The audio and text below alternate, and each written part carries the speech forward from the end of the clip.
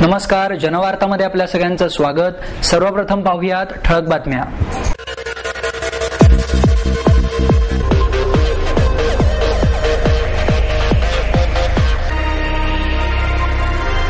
पुण्यासह मुंबई, ठाणे, नाशिक आणि नागपुरातून 150 चारचाकी वाहने चोरणारी आंतरराज्यीय टोळी गजाआड। श्री देवदेवेश्वर संस्थानच्या वतीने यावर्षीचा श्रीमंत नानासाहेब पुरस्कार वितरण सोहळा संपन्न।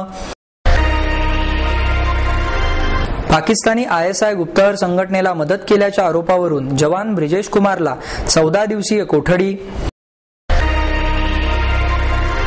भारतीय जनगणना 2011च्या दुसऱ्या टप्प्याला सुरुवात। नीरा गावातील डॉक्टर निरंजन शहा यांना धमकी देऊन सोने चांदी लुटणाऱ्या गणेश रासकर आणि त्यांच्या साथीदारांना ग्रामीण पोलिसांकडून अटक।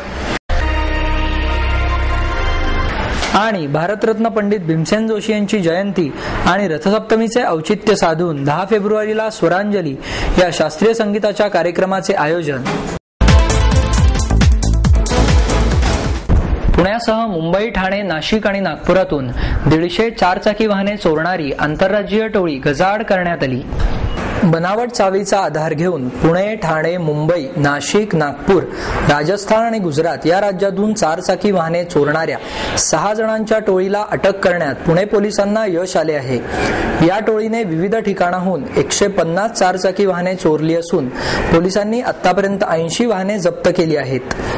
या टोळीला 17 तारखेपर्यंत पोलीस कोठडीत ठेवण्याचे आदेश देण्यात आले आहेत। गुन्हे शाखेच्या युनिट 4च्या पोलीस अधिकारी व कर्मचाऱ्यांनी ही कामगिरी पूर्ण केली आहे।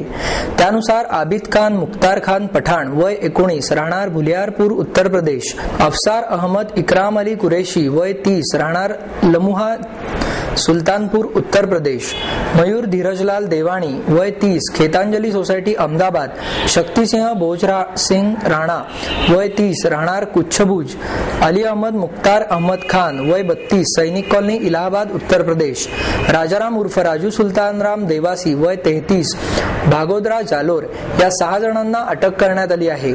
2009 ते 2010 या कालावधीमध्ये ही टोळी कार्यरत होती। आरोपीकडून 50 लाखांची वाहने हस्तगत करण्यात आली आहेत। पुणे शहरातून आरोपींनी चोरलेली 40 वाहने जप्त केली असून आणखीन काही वाहने हस्तगत होण्याची शक्यता आहे। पुणे शहरातून चोरलेल्या चारचाकी गाड्या आरोपींनी गुजरात, दिल्ली, उत्तर प्रदेश, बिहार, मध्य प्रदेश आणि नेपाळ येथे विकल्याचे तपासात उघडकीस आले आहे। श्री देवदेवेश्वर संस्थानच्या वतीने यावर्षीचा श्रीमंत नानासाहेब पेशवे पुरस्कार वितरण सोहळा संपन्न झाला। श्री देवदेवेश्वर संस्थान पर्वतीच्या वतीने वेदशास्त्र संपन्न विश्वनाथ शास्त्री दणगे आणि पंडित किशोरनाथ झा यांना श्रीमंत नानासाहेब पेशवा धार्मिक आणि आध्यात्मिक पुरस्काराने गौरवण्यात आले। धार्मिक आणि अध्यात्मातील योगदानाबद्दल दरवर्षी हा पुरस्कार प्रदान करण्यात येतो। या कार्यक्रमात डॉक्टर देवी प्रसाद खरवंडीकर अध्यक्ष म्हणून उपस्थित होते। तसेच संस्थेचे विश्वस्त उदयसिंह पेशवा आणि VK नुलकर आदी मान्यवर उपस्थित होते। पाकिस्तानी ISI गुप्तहेर संघटनेला मदत केल्याच्या आरोपावरून जवान ब्रिजेश कुमारला 14 दिवसांची कोठडी देण्यात आली। पाकिस्तानातील ISI या गुप्तहेर संघटनेला मदत केल्याच्या आरोपावरून अटक करण्यात आलेला ब्रिजेश कुमार विक्रमसिंह वय 26 राहणार सरदन कमांड सिग्नल युनिट घोरपडी आतापर्यंत ज्या ठिकाणी नोकरीस होता त्या ठिकाणी पोलिसांनी तपास सुरू केला आहे। दरम्यान ब्रिजेश कुमार याला 14 दिवस पोलीस कोठडीत ठेवण्याचा आदेश प्रथम वर्ग न्यायदंडाधिकारी RL वानखेडे यांनी दिला। सहाय्यक सरकारी वकील शिल्पा महातेकर यांनी त्याच्या 14 दिवस पोलीस कोठडीची मागणी केली। अगरवाल याच्याकडील हस्तगत केलेल्या कागदपत्रांच्या व्यतिरिक्त काही कागदपत्रे ब्रिजेश कुमारने दिली आहेत का, तसेच ब्रिजेश कुमार पाकिस्तानामधील काहींच्या संपर्कात आहे का, त्यासाठी त्याने वेगवेगळ्या कंपनीची सिम कार्ड वापरले असल्याचेही निष्पन्नात झाले आहे। त्याने पाकिस्तानात कुठे कुठे संपर्क साधला होता त्याचा तपास करायचा आहे, असेही महातेकर यांनी न्यायालयात सांगितले। रंगत संगत प्रतिष्ठानच्या वतीने प्रेम या विषयावरील कवी संमेलनाचे आयोजन करण्यात आले। प्रेम या विषयावरील कवितांच्या कवी संमेलनात कवींनी एकापेक्षा एक कविता सादर करीत रसिकांच्या हृदयाचा जणू ठाव घेतला. निमित्त होते रंगत संगत प्रतिष्ठान आणि साहिल फाउंडेशनच्या वतीने आयोजित कवी संमेलनाचे. प्रसिद्ध कवयित्री प्रतिभा शाहू मोडक, स्वाती सामक, ॲडव्होकेट प्रमोद आडकर आदी मान्यवर यावेळी उपस्थित होते. प्रेम या विषयावरील विविध कवींनी आपल्या कविता सादर केल्या. आश्लेषा महाजन, मृणालिनी कानिटकर, अंजली महागावकर यांच्या कवितेला रसिकांनी टाळ्यांनी दाद दिली. प्रमोद खराडे, रुपाली अवचट, सुजित कदम, प्रांजल धडफळे, संगीता बर्वे आणि कवी संमेलनाचा समारोप प्रतिभा शाहू मोडक यांच्या प्रेम जीवन ग्रंथ आहे या कवितेने झाला. यावेळी बोलताना प्रतिभा शाहू मोडक म्हणाल्या, प्रेमात मी असा शब्द येऊन चालत नाही. एकदा तो मी आला की प्रेमाचा गोडवा कमी व्हायला वेळ लागत नाही, असेही त्यांनी सांगितले. कार्यक्रमाचे सूत्रसंचालन ॲडव्होकेट प्रमोद आडकर यांनी केले. भारतीय जनगणना 2011च्या दुसऱ्या टप्प्याला सुरुवात झाली. दुसऱ्या फेरीतील प्रत्यक्ष लोकसंख्या गणना करण्यात येणार असून प्रत्येक कुटुंबाचे कुटुंबपत्र भरण्यात येणार आहे. पुण्याचे प्रथम नागरिक महापौर मोहनसिंग राजपाल यांच्या जनगणनेपासून या दुसऱ्या टप्प्याला सुरुवात करण्यात आली. लोकसंख्या गणना पत्रकामध्ये 29 कॉलमचा समावेश असून अपंगत्व, मनोविकार आणि महिलांचे प्रजनन यावर भर देण्यात आलेला आहे. या जनगणनेच्या कामी 1118 पर्यवेक्षक आणि 6378 प्रगणक यांची नेमणूक करण्यात आली आहे. यामध्ये पुण्यातील सर्व शाळांमधील शिक्षक, सरकारी आणि निमसरकारी कार्यालयातील कर्मचारी, पुणे विद्यापीठातील कर्मचारी, बँकांमधील कर्मचारी आदींचा समावेश आहे. ही जनगणना 5 मार्च पर्यंत चालणार आहे. दरम्यान पहिल्या टप्प्याची जनगणना 1 एप्रिलला सुरू झाली होती. त्यावेळीही पुण्याचे प्रथम नागरिक म्हणून महापौर राजपाल यांच्या घरापासूनच सुरुवात झाली होती. फरक फक्त एवढाच होता की त्यावेळी पालकमंत्री अजित पवार हे त्यांच्या समवेत होते आणि ही जनगणना त्यांच्या ऑफिसमध्ये झाली. तर आजची जनगणना महापौरांच्या प्रत्यक्ष घरात आणि कुटुंबियांसमवेत झाली. या जनगणनेला नागरिकांनी सहकार्य करावे असे आवाहनही यावेळी महापौरांनी केले.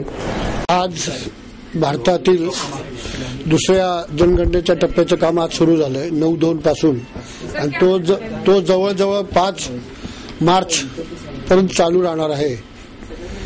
आणि ह्या जनगणनेमध्ये लोकांनी सहकार्य करावं, कारण ही जनगणना एक प्रकारे देशभक्तीचं कार्य आहे आणि 362 प्रगणक नेमलेले आहेत आणि अत्यंत चांगलं काम पुणे महानगरपालिका सरकार यांच्या माध्यमातून या जनगणनेच्या संदर्भात होत आहे.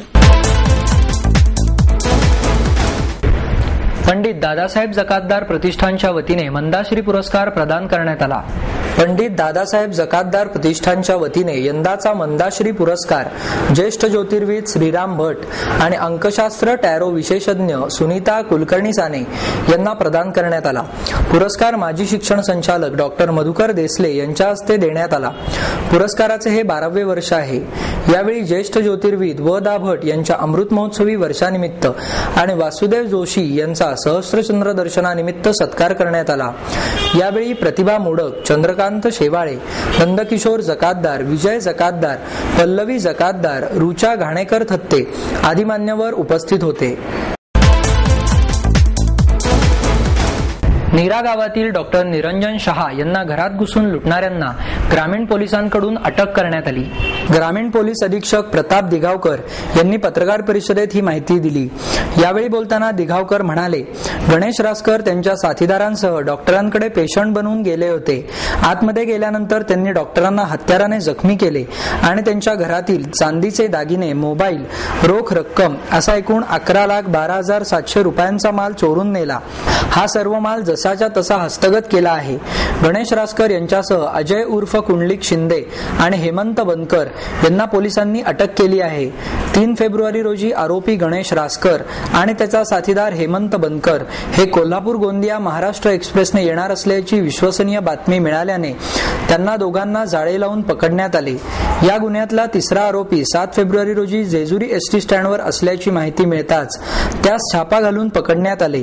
त्याचेकडून 427 ग्रॅम सोने, 510 ग्रॅम चांदी, मनगटी घड्याळ, रोख 1,490 रुपये असा एकूण 8,13,110 किमतीचा ऐवज हस्तगत करण्यात आला. या आरोपींना मोक्का लावण्याचा प्रस्ताव सादर करण्यात येणार असल्याचे दिघावकर यांनी यावेळी सांगितले. भारतीय महिला शक्ती केंद्राच्या वतीने हळदी कुंकू समारंभाचे आयोजन करण्यात आले। यावेळी भारतीय महिला शक्ती केंद्राच्या अध्यक्षा ॲडव्होकेट वैशाली चांदणे, उपाध्यक्षा भाग्यश्री कुलकर्णी, वर्षा सुरते, आशाबाई भालशंकर, चित्राबाई चौरे, सुशीला माने, सुरेखा वाघमारे, उज्ज्वला चव्हाण आदी महिला कार्यकर्त्या मोठ्या संख्येने उपस्थित होत्या। दांडेकरपूर सर्वे क्रमांक 130, 131, 132 या भागातून सुमारे 1000 ते 1200 महिला उपस्थित होत्या।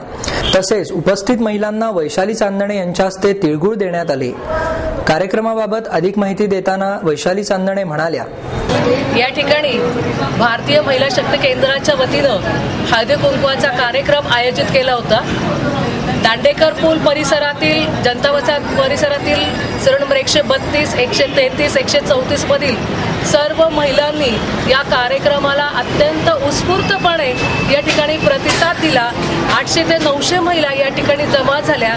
महिला सातत्यानं ह्या काम करत असतात, पण काम करत असताना कुठेतरी मनाला विरंगुळा मिळावा या दृष्टिकोनातून हा कार्यक्रम आयोजित केला होता। कुठेतरी गप्पा गोष्टी व्हाव्यात, विचारांची देवाणघेवाण व्हावी, कारण कायमच महिला ह्या धुणं, भांडी, स्वयंपाक यामध्ये अत्यंत गर्क झालेल्या असतात। मनाला कुठेतरी विसावा या कार्यक्रमामुळे त्यांना या ठिकाणी मिळालेलं आहे। प्रत्येकीनं प्रत्येकीचं हितगुज या ठिकाणी सांगितलेलं आहे। हितगुज सांगत असताना त्यांचे विचार सांगितलेले आहेत, त्यांच्यावर येणाऱ्या अडीअडचणी सांगितलेल्या आहेत। अडीअडचणीवरती मात कशी करायची हे या सर्व महिलांनी मिळून या ठिकाणी विचार विमर्श करून प्रत्येकीने प्रत्येकीच्या अडचणी कशा पद्धतीने सोडवायचं या ठिकाणी या संदर्भामध्ये चर्चा झाल्या। इथून पुढच्या काळामध्ये महिलांनी कशा पद्धतीने खंबीर राहिलं पाहिजे, येणाऱ्या अडचणींना कसं तोंड दिलं पाहिजे, या सर्व गोष्टींचा या ठिकाणी उहापोह झाला। प्रत्येक महिलेने या ठिकाणी येताना एक संकल्प केला की मी देखील एक स्वावलंबी बनलं पाहिजे। मी कुठल्याही घरातील कर्त्या पुरुषांवरती किंवा एखाद्या पुरुषांवरती डिपेंड न राहता, अवलंबून न राहता मी माझी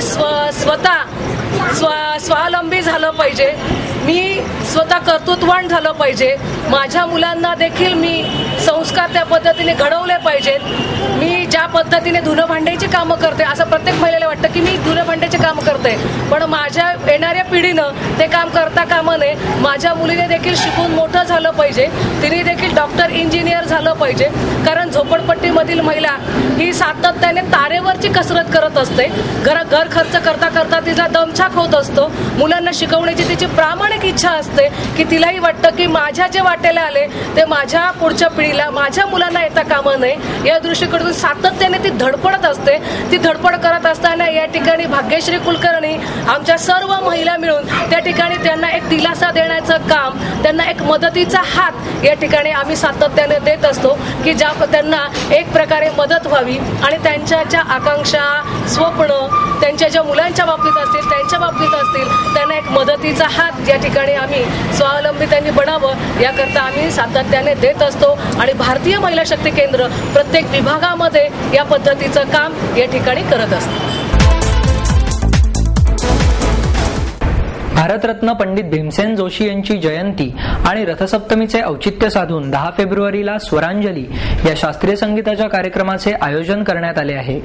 मैत्री परिवार संस्था, पुणे शहर शांतता समिती आणि मोनार्क टेक्नॉलॉजीज प्रायव्हेट लिमिटेड यांच्या संयुक्त विद्यमाने भारतरत्न पंडित भीमसेन जोशी यांची जयंती आणि रथसप्तमीचे औचित्य साधून 10 फेब्रुवारीला स्वरांजली हा शास्त्रीय संगीताचा कार्यक्रम आयोजित केला आहे।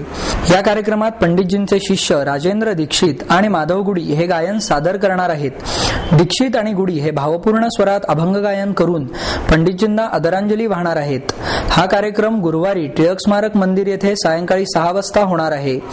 यात संजय गोगटे, चारुशिला गोसावी, अविनाश तिकोनकर, विनीत तिकोनकर, माऊली टाकळकर आणि प्रसाद भावे साथसंगत करणार आहेत। मंगेश वाघमारे सूत्रसंचालन करणार आहेत। या कार्यक्रमात रूप पाहता लोचनी, इंद्रायणी काठी, माझे माहेर पंढरी, तुका आकाशा एवढा असे अभंग सादर करण्यात येणार आहेत। हा कार्यक्रम सर्वांसाठी विनामूल्य असून कार्यक्रमस्थळी 2 तास आधी प्रवेशिका उपलब्ध होणार असल्याची माहिती अजित शिरोळे यांनी पत्रकार परिषदेत दिली।